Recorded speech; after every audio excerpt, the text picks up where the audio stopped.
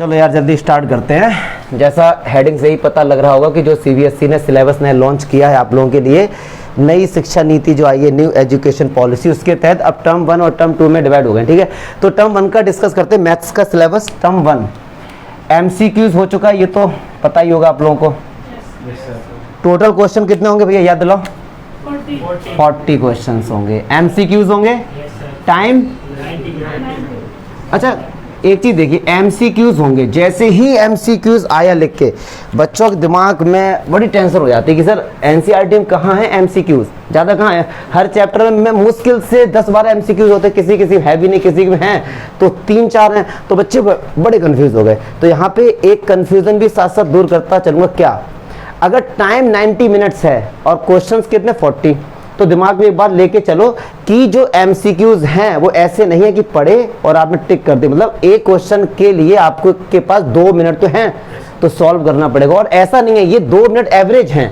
हो सकता है कुछ क्वेश्चन 15 सेकंड में सॉल्व हो जाए और कुछ हो सकता है 5-5, 6-6 मिनट ले लें।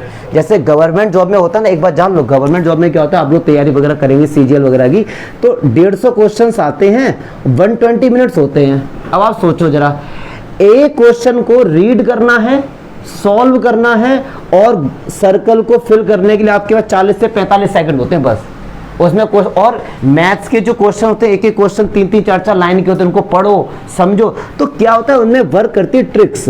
क्या वर्क करती है? ट्रिक्स वर्क करती है। लेकिन यहाँ पे ट्रिक्स हम लोग कहाँ, मतलब या तो आप लोग जेईई या किसी एंट्रेंस एग्जाम की तैयारी कर तो ट्रिक्स पता है।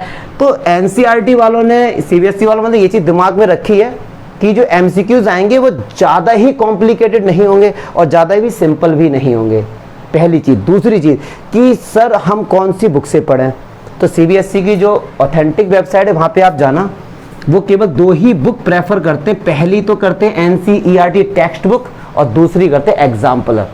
ये जो आप RDRS, KC, सिन्हा, सुल्तान चंद में जो आप लोग भागो एक्स्ट्रा नॉलेज के लिए बढ़िया है। बट अगर सिलेबस की बात करूं तो ये दोनों बुक्स इनफ हैं। एग्जाम्पलर में भी अच्छे खासे ऑब्जेक्टिव क्वेश्चंस हैं और कोई अलग स्टडी नहीं करनी है। बस ये ऑब्जेक्टिव इसलिए लेकर आए गए हैं क्योंकि ऑब्जेक्टिव आप तभी कर सकते हैं जब आपके कंसेप्ट क्लियर होंगे। अगर मैं अभी आपको मैट्रिक्स का एक क्वेश्चन दे दूं, अगर आप लोग पढ़ी है तो मैट्रिक्स का क्वेश्चन हो जाएगा, लेकिन अगर मैट्रिक्स में कोई ऑब्जेक्टिव क्वेश्चन बनाऊं तो ऑब्जेक्टिव क्वेश्चन में क्या होता है, आपके कंसेप्ट क्लियर होना चाहिए। तो इसलिए टर्म 1 में आपके कंसेप्चुअल क्वेश्चंस होंगे। कोई ऑब्जेक्टिव की एक्स्ट्रा बुक परचेज करने की रिक्वायरमेंट नहीं है। हर क्वेश्चन के कंसेप्ट क्लियर करो। 90% अपना टाइम कंज्यूम करो कंसेप्ट और लॉजिक समझने में, 10% कंज्यूम करना क्वेश्चन को सॉल्व करने में। जबकि आज के टाइम उल्टा होता है, बच्चे लोग किसी भी चैप्टर को स्टार्ट करते हैं, सीधे एग्जाम्पल छोड़ दिए, सीधे एक्सरसाइज पर आए और स्टार्ट हो गए। गलत करते हैं। 90% कंसेप्ट समझो, लॉजिक समझो, उसमें क्या 10% क्वेश्चन सॉल्व करो प्रैक्टिस के लिए। ठीक है, तो जल्दी से बता दें सिलेबस में क्या क्या हटा है, क्या क्या नहीं है, तो एक एक करके बताऊंगा।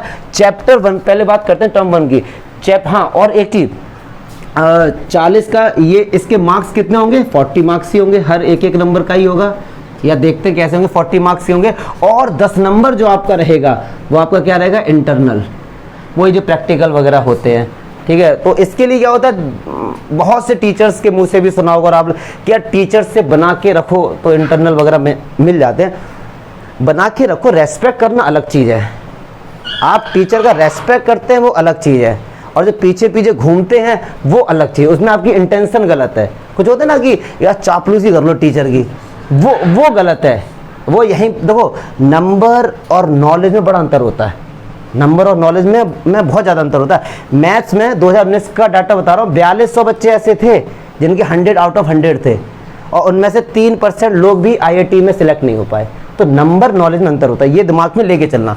तो ये जो 10 नंबर होते हैं, क्लास में डिसिप्लिन, टीचर का रेस्पेक्ट, ये नहीं है 10 नंबर है टीचर जहीं मिले पैरों में लेट के गिर पड़े, गुरुजी तुम ही हो, ये सब नहीं करना है। मतलब आपको केवल अपने हार्डवर्क करना है, और जैसे एक रेस्पेक्ट करते हैं नॉर्मल पेरेंट्स का टीचर का, वही करना है। हाँ, और थोड़ी टीचर भी यहाँ पे मिस्टेक करते, ट्यूशन वाले होते हैं कि बंदा हमारे पास ट्यूशन है, भाई ठीक है तू ट्यूशन नहीं आ रहा है, 10 नंबर तो मेरे हाथ में, धमकी देते हैं वो।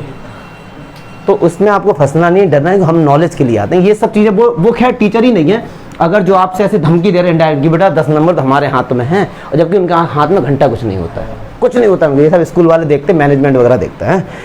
चलो पहला चैप्टर की बात करते हैं, रिलेशंस एंड फंक्शन।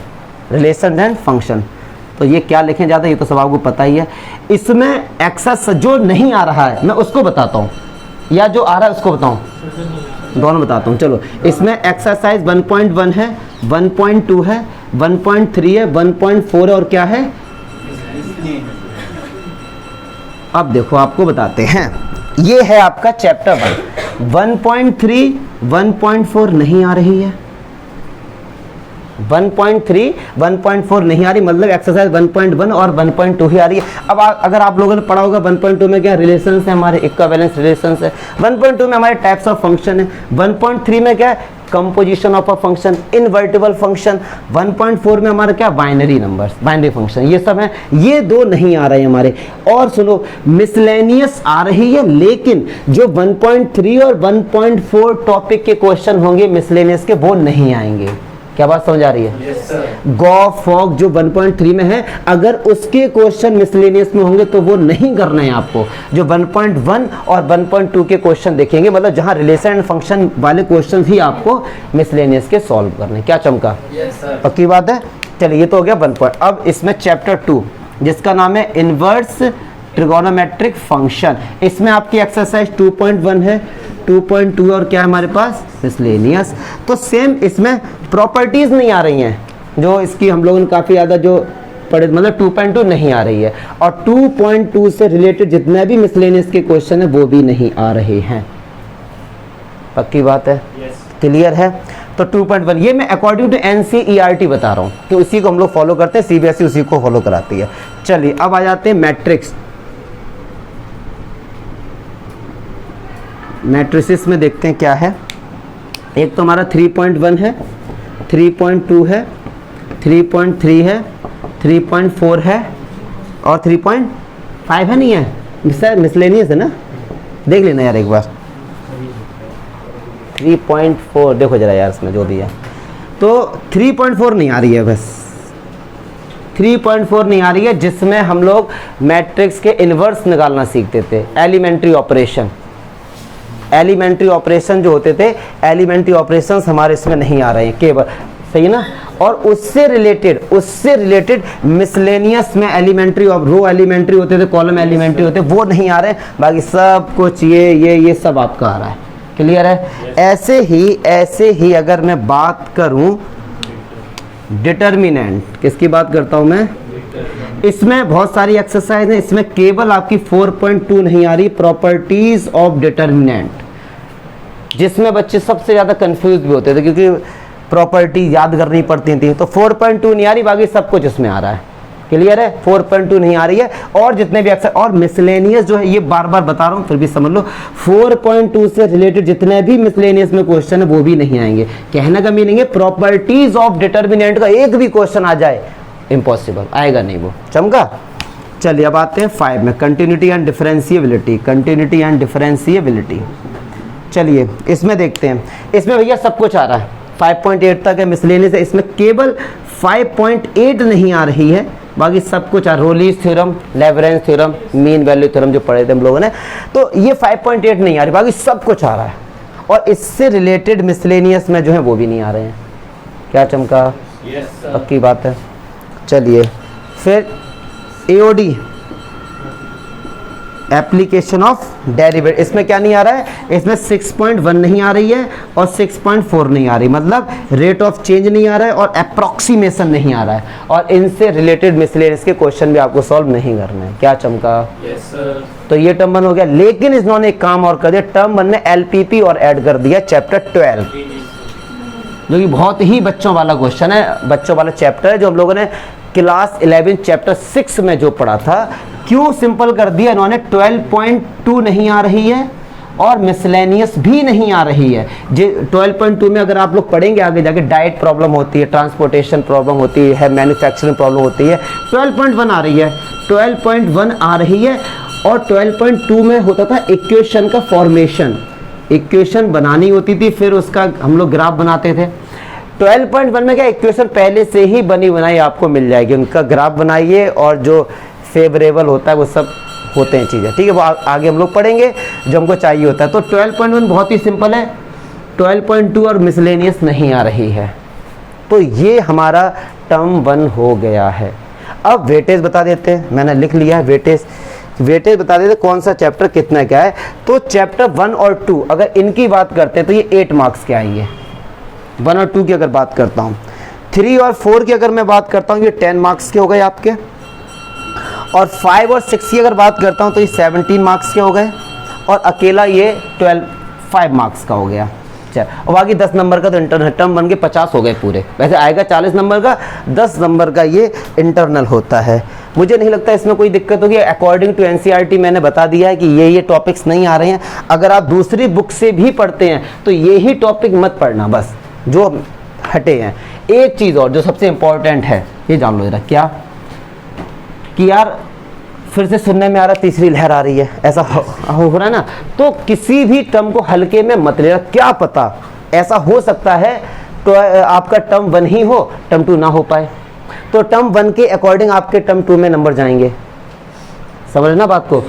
और हो सकता है टर्म 1 ना हो पाए, तब तक तीसरी लहर टॉप पे हो तो टर्म 2 ही हो पाए। तो दोनों टर्म को सीरियसली लेना है।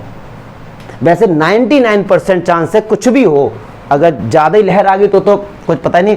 अदरवाइज 12th के पेपर होंगे इस बार, 12th के तो जरूर होंगे, ठीक है। ये तो था जो मैंने बता दिया। अब एक एडवाइस है as a friend, as a teacher, जो भी आप समझें कि जो बच्चे पढ़ने में होशियार है वो ही कर पाएंगे और तो कर भी नहीं पाएंगे। जो सिलेबस इन्होंने हटाया है, ठीक है, समझना बात को ध्यान से। जो पढ़ने में होशियार बच्चे जो नंबर के लिए नहीं पढ़ते वो अब सुने, बाकी तो सब लोग कान बंद करो यार। क्योंकि अगर आप 12th के बाद, ऐसा तो नहीं है 12th के बाद पढ़ाई छोड़ देंगे रिश्ते आने लगेंगे तुम्हारे, ऐसा नहीं है। पढ़ाई करोगे, पढ़ाई में क्या बीटेक में जाओगे, बीएससी करोगे या बीबीए बीसीए कुछ भी करोगे तो वहाँ पे मैथ्स है, तो उसमें क्या है कि 1.3 एक्सरसाइज का यूज होगा, हो सकता है, और 2.2 का तो दबा के यूज होगा भाई।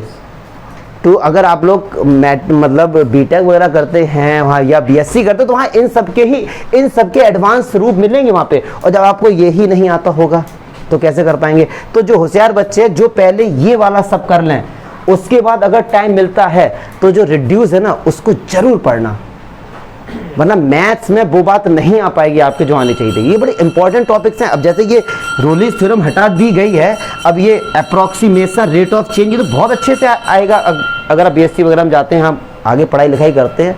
और ये कोरोना के चक्कर में हटा, 1-2 साल बाद फिर से वापस आ जाएगा सारा सिलेबस, ठीक है।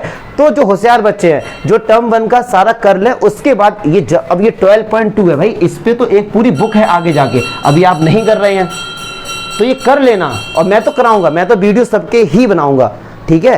क्योंकि नंबर के लिए मत पढ़ो, नॉलेज के लिए पढ़ो, ये मैं कई बार कहता हूँ।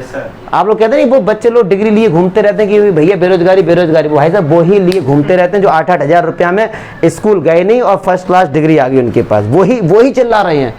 हाँ, वही चिल्ला रहे हैं, NIOS से कर लिया, गए नहीं स्कूल, ऐसे लोग चिल्लाते हैं जिनके अंदर गट्स है, नॉलेज, कहीं ना कहीं जॉब उनके लिए अवेलेबल है। जो लोग ना जॉब को लात मारते हैं उनके पास 3-4 ऑप्शंस हैं, जो नहीं है फिर तो आप लोग नंबर के लिए मत पढ़ना, नॉलेज के लिए पढ़ना, ठीक है। ये हो गया टर्म 1। अब मैं टर्म 2 का भी अभी बता देता हूँ, ठीक है। हटाओ इसको। जो हमारा होगा कब के आसपास चांस है, नवंबर या दिसंबर के आसपास। जल्दी आप टर्म 2 पे आ जाओ। ये भी भैया 40 मार्क्स का होगा। कितना का होगा? 40 मार्क्स का ये भी होगा, क्यों, तभी तो 40 80 होंगे, 10 का वो हो जाएगा। लेकिन ये क्या होगा, सब्जेक्टिव होगा, थ्योरेटिकल होगा, लिखना पड़ेगा आपको इसमें, ठीक है। और टाइम को लेके थोड़ा असमंजस है इसमें कि टाइम अभी प्रॉपर नहीं, but as far as I think, I am not sure, but as far as I think at least 2 hours तो होने चाहिए यार। 2 आवर्स तो मिलेंगे आपको, दिमाग में ये लेके चलो, 2 घंटे तो रहेंगे। टाइम का जब आएगा तब आप देख लेना, ठीक है, टाइम का ये रहेगा। चलिए अच्छा, अब देखते हैं इसमें क्या क्या टॉपिक है। तो चैप्टर 7 से स्टार्ट करेंगे, सेकंड जो बुक है हमारी 7 चैप्टर में क्या है, सब कुछ आ रहा है, केवल 7.8 नहीं आ रही है, जिसमें लिमिट ऑफ सम जो होता है वो हमारा नहीं आ रहा है इंटीग्रल्स में। क्लियर है? क्या हुआ? क्वेश्चंस कितने रहेंगे वो तो बता दो। क्वेश्चंस कितने रहेंगे वो तो ऐसा नहीं है, वो तो कुछ भी हो सकते हैं अभी इस बारे में। हाँ, जब एक सैंपल पेपर आएंगे वगैरह तो उससे और भी अच्छे से डिस्कस हो जाएगा। क्वेश्चन का है क्या इसमें कुछ? मुझे लगता नहीं कि इसमें क्वेश्चन, हाँ स्टडी किए थे, हाँ उसमें तो था, एक नंबर के होंगे, मुझे ऐसा लग रहा है, ठीक है। बट क्वेश्चन को छोड़ो, तुम्हारा टारगेट ये 40 मार्क्स से आएगा, इन टॉपिक ये टॉपिक नहीं आएंगे, जो भी है अपना करेंगे अच्छे से, ठीक है। हमें लिख तो लिया, हाँ। और सप्लीमेंट्री नहीं आएगी। सप्लीमेंट्री जानते ना क्या होती है? नहीं जानते हैं? सप्लीमेंट्री जो हमारी है वो ओ हमारी शायद बुक के पीछे होगी, देखो जरा, होती है, हाँ। सप्लीमेंट्री हमारी नहीं आएगी। अब आ जाते हैं चैप्टर 8 का नाम है एप्लीकेशन ऑफ AOI। इसमें क्या है, हमारा जो कर्व वाले हैं वो नहीं आएंगे, मतलब आपका 8.2 नहीं आएगा। 8.2 अब सिंपल वाले कर्व हैं वही आपके आएंगे। 8.2 में हमारा जो है एरिया बिटवीन टू कर्व्स, ये हमारा नहीं आएगा, ठीक है। चलिए चैप्टर 9 में, चैप्टर 9 में एक्सरसाइज 9.3 तो बिल्कुल नहीं आएगी। फॉर्मेशन ऑफ डिफरेंशियल इक्वेशन तो कतई नहीं आएगी, ठीक है सर। अब आ जाते हैं 9.5 और 9.6। अब देखो वैसे उन्होंने जो बोला है सिलेबस में, वो 9.5 में हमारी क्या होमोजीनियस डिफरेंशियल इक्वेशन है, ठीक है। 9.6 में हमारी क्या लीनियर डिफरेंशियल इक्वेशन है। अब सुनो, ये दो टाइप की होती है, दोनों टाइप की हम लोग पढ़ेंगे। तो पहले टाइप की आ रही है, दूसरे टाइप की नहीं आ रही है। लीनियर डिफरेंशियल इक्वेशन पहले टाइप की आ रही है, दूसरे टाइप की नहीं आ रही। बट मैं ये सलाह दूंगा आपको, दोनों टाइप की आप नहीं करके जाना, मतलब बड़ी कंफ्यूजन होगी फिर। और एक टाइप अगर आता, दूसरा जस्ट उसका उल्टा है। अभी मैं ज़्यादा बताऊंगा नहीं, क्योंकि अभी आप लोगों ने पढ़ा नहीं है तो समझ नहीं आएगा कि होमोजेनियस डिफरेंशियल इक्वेशन क्या होती है, लीनियर डिफरेंशियल इक्वेशन का। ये दो टाइप की होती है सिलेबस में। तो कह रहे हैं पहले टाइप आएगा, इसमें भी पहला टाइप आएगा, दूसरा टाइप नहीं आएगा। बट एक अगर कर लिया दूसरा तो ऑटोमेटिक हो जाएगा। तो कंफ्यूज मत होना, दोनों ही कर लेना, ये एडवाइस है। अदरवाइज जब मैं कराऊंगा तब मैं बता दूंगा। 10 क्या है हमारा, वेक्टर। वेक्टर में सब कुछ आ रहा है शायद, हाँ सब कुछ आ रहा है, सप्लीमेंट्री नहीं आ रही, बस सब कुछ आ रहा है, हमारी सप्लीमेंट्री नहीं आ रही है। 11 जो हमारा है ये हमारा क्या 3D में क्या हो रहा है हमारा 11.3। अच्छा देखो 11 वैसे आ तो सब कुछ रहा है, 11.3 भी आ रही है, बट 11.3 में जो एंगल वाले क्वेश्चंस है वो नहीं आ रहे हैं, बस कि angle between two planes, angle between two lines, angle between line and planes, ये वाले क्वेश्चन 11.3 से नहीं आएंगे। बाकी सब कुछ आएगा 3D में। क्या चमका? चलो 12 तो पहले ही हो गया। 13 बोले तो प्रोबेबिलिटी, इसमें 13.5 तो पूरी ही नहीं आ रही है। 13.5 का तो कोई बर्नौली ट्रायल्स का कोई मीनिंग नहीं, एक भी क्वेश्चन है। 13.4 में कुछ पोर्शन आ रहा है और कुछ पोर्शन नहीं आ रहा। तो मीन एंड वेरिएंस नहीं आ रहा है इसमें, मीन एंड वेरिएंस के क्वेश्चंस इसमें नहीं, रैंडम वेरिएबल के क्वेश्चंस हैं इसमें, हाँ इसमें मीन एंड वेरिएंस नहीं आ रहा है इसमें, ठीक है। हाँ बाकी सब कुछ इसमें आ रहा है, क्लियर है। चलिए और वही, अब तो 10 नंबर इंटरनल आपका रहेगा ही। अब देखो वेटेज बता रहा हूँ यार, बता रहा हूँ 7, 8, 9 ये तीनों मिला के 18 मार्क्स के आ रहे हैं, ठीक है। और 10 और 11 वेक्टर अलजेब्रा 14 मार्क्स की आ रही है। 13 चैप्टर आपका 8 मार्क्स का आ रहा है। देखना काउंट करके पूरे हो गए कि नहीं हो गए, 40 हो गए ना ये, ठीक है। और 10 नंबर वही हमारा इंटरनल प्रैक्टिकल, ये इस तरीके से होगा। ये है हमारा टर्म 1 और टर्म 2। कोई डाउट है किसी बच्चे को तो बताइए। अच्छा एक चीज़ और, ये सारी चीज़ें तब और अच्छे से समझ आएंगी जब इन टॉपिक पे आप जाएंगे। अभी आपको 9.45 क्लियर नहीं हुआ होगा कि कौन से टॉपिक आ रहे कौन से नहीं ना, तो जब करने जाएंगे तब आप पे क्लियर हो जाएंगे ये। तो ये सारा है इसका रिवाइज्ड जो भी इन्होंने किया है टर्म 1 और टर्म 2 का। और पता कितना सिंपल हो गया आपके लिए, जो बहुत से बच्चे टेंशन, मैं तो मानता हूँ ये तो बड़ा आपके लिए बड़ा अच्छा स्कोरिंग कर सकते हैं। अब आप ये मान लो टर्म 1 आपका हो जाएगा नवंबर दिसंबर पर, अब आपके पास जनवरी पूरा बचा, फरवरी मार्च अप्रैल, ये एग्जाम शायद अप्रैल के आसपास होंगे, मार्च अप्रैल, 3 महीने आपके पास हैं और केवल एक बुक आपके पास है, दूसरे बुक का तो कुछ लेना ही देना नहीं है, सीधे उसी पे ही फोकस करना है। तो बड़ा सिंपल हो जाएगा आपके लिए। टर्म 1 के बाद जब टर्म 2 पे आएंगे, टर्म 1 भूल जाओ, भूल तो आप लोग वैसे भी जाते थे, लेकिन क्या था उसको साथ साथ लेके चलते थे। तो अब कोई टेंशन नहीं, भूल जाओ उसको। क्लियर है? पक्की बात है? क्लियर है? Yes sir. तो ये सब है। और बहुत से डाउट्स मेरे अंदर थे, इन्फॉर्मेशन भी पूरी आई नहीं, जब मिलेगी तो और बता दें कि टर्म 1 में जो बच्चा फेल हो गया, इनका क्वेश्चन था कि सर अगर हम टर्म 1 में फेल हो गए तो टर्म 2 के लिए एलिजिबल है या नहीं है। तो ये इस टाइप के क्वेश्चन हो गए ना। और इनका रिजल्ट वगैरह कैसे क्या आएगा, क्या ये मतलब जो भी कुछ होगा, जैसे ऑनलाइन जैसे आता था वैसे ही आएगा या स्कूल वालों को ही बता। लेकिन ऑब्जेक्टिव में मुझे लगता नहीं कोई बच्चा फेल होगा। आंखों की सबसे अच्छी एक्सरसाइज ऑब्जेक्टिव में ही होती है। और मैं आपको 1 घंटे की प्लानिंग भी बताऊंगा एग्जाम से पहले कैसे क्या स्ट्रेटजी बना। आंखों की बेटा बहुत अच्छी एक्सरसाइज होती है आंखों की, अरे लो आंखों की बहुत। और आपके खुजली होंगी बहुत कि पहले का दूसरा, इस टाइप पे ये सब करोगे। बहुत से बच्चे तो इस ऐसे ही जाते हैं, बहुत से बच्चे तो इसी को लेके ही जाते हैं माइंड। तो ये सब चीज़ है, तो ये है, एंजॉय करो आराम से, ठीक है।